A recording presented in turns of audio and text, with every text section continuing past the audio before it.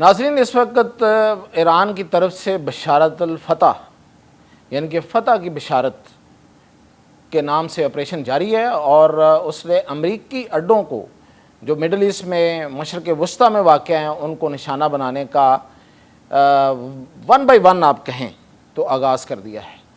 तो इस वक्त कतर में जो उसका अड्डा है, जो सबसे बड़ा अड्डा है, उस पर कोई 10,000 अमरीकी फ़ौजी हैं और जो बेशुमार वहाँ पे अमरीकी त्यारे फ़ाइटर जेट्स हैं और बाकी जो मिलिट्री इक्विपमेंट है और वो एक बहुत बड़ी बेस है, उसको निशाना बनाया। इसके अलावा इराक़ में भी एक मिसाइल दागा गया है।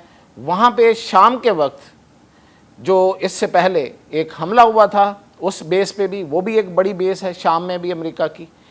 अब मैं आपको बताता हूँ कि अमेरिका की पूरे इलाके में कौन कौन से मुल्क में, इस पूरी मशरक़ वस्ता में कहाँ कहाँ कितने फ़ौजी मौजूद हैं और किस जगह पे कौन सा अड्डा है। तो सबसे पहले तो आपने अभी सुन लिया कतर में, और कतर के बाद इराक़ में 2,000 फ़ौजी उसके हैं और वहाँ भी हमला हुआ है, जैसे मैंने बताया। इससे पहले शाम में हुआ था और लेबनान में भी हैं, 70 फ़ौजी हैं लेकिन वहाँ भी हैं।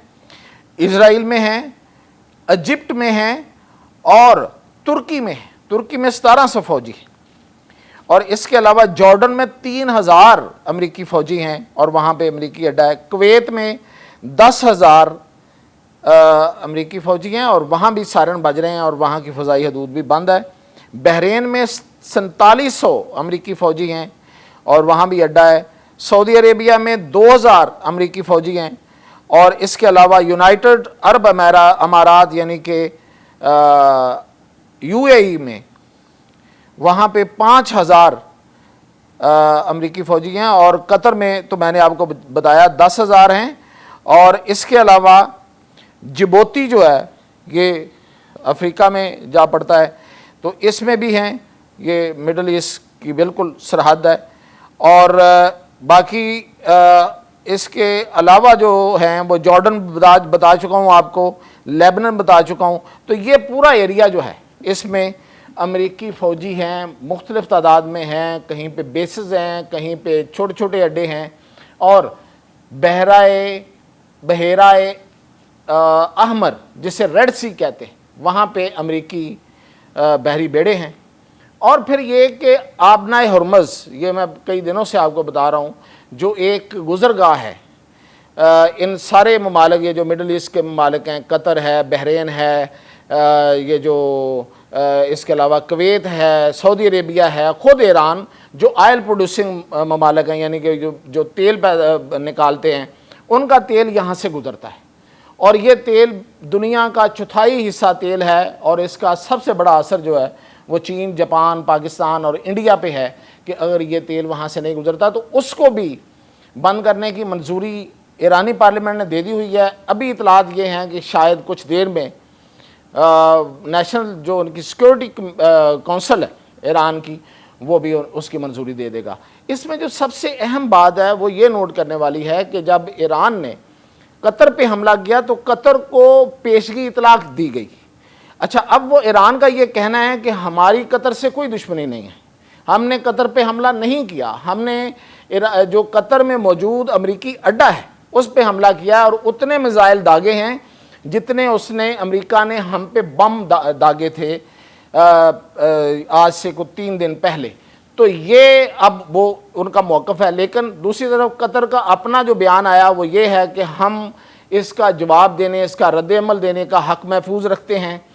अब ज़ाहिर है कि कतर के पास खुद तो अपनी कोई दफ़ाई सलाहियत नहीं है, तो वो अगर वहाँ से कोई जवाब आता है तो वो अमरीकी तैयारों का या अमरीकी अफवाज का जवाब ही होगा। लेकिन कतर का ये कहना, और इसका मतलब ये है कि कतर ये समझता है कि उस पर अटैक हुआ है, तो इसमें एक अब कैच 22 हो गया है। कुछ लोग कहते हैं कि ईरान को ये नहीं करना चाहिए था और कुछ लोग कहते हैं कि ईरान के पास इसके अलावा ऑप्शन ही नहीं था। जब कोई ऑप्शन ना हो तो यही एक ऑप्शन होता है, तो वो ऑप्शन उन्होंने ले लिया है। अब मसला ये है कि ये ट्रंप की तरफ से जो हालिया बयान आया था आज ही, جس میں رجیم چینج یعنی کہ وہاں کی حکومت کے کو تبدیل کرنے کا جو اس نے بیان دیا تھا، اس کے بعد اصل میں ایرانیوں نے یہ فیصلہ کیا کہ اگر ہم نہیں تو پھر کوئی نہیں۔ تو اس لحاظ سے یہ ایک اسٹریٹجک فیصلہ ایران کا ہے۔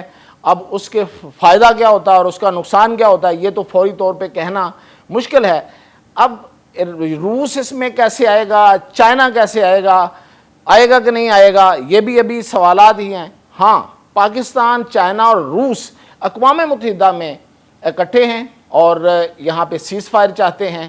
اب اگر یہ ابھی بھی اس جنگ کو امریکہ اگر نہ بڑھائے تو یہ رک سکتی ہے، لیکن نظر نہیں آتا کہ امریکہ نہیں بڑھائے گا، کیونکہ اسرائیل اور امریکہ اس کو ایک بہانے کے طور پہ لیں گے اور شاید اب پہلے سے بڑا حملہ کریں۔ لیکن ایران بھی آگے سے رک نہیں رہا اور اس نے بالکل کہا ہے کہ وہ ہر حملے کا اسی طرح جواب دے گا جس شدت سے حملہ کیا جائے گا۔ ایران کے حملے جو ہیں وہ رات کے وقت ہوتے ہیں اور باقی جو اسرائیل کے حملے ہیں وہ دن کے وقت ہوتے ہیں، اس لیے کہ ایران کی جو حملہ کرنے کی صلاحیت ہے وہ صرف میزائل کی ہے، اور وہ میزائل جو ہیں جو انہوں نے چھپائے ہوئے ہیں، میں نے پہلے بھی کہا تھا کہ ایران کے پاس بے شمار میزائل ہیں، اس کے پاس میزائلوں کے انڈر گراؤنڈ شہر ہیں بسائے ہوئے ہیں، وہاں سے وہ میزائل نکالتے ہیں اور رات کے وقت ان بیٹریز سے نکال کے ان کو فائر کرتے ہیں۔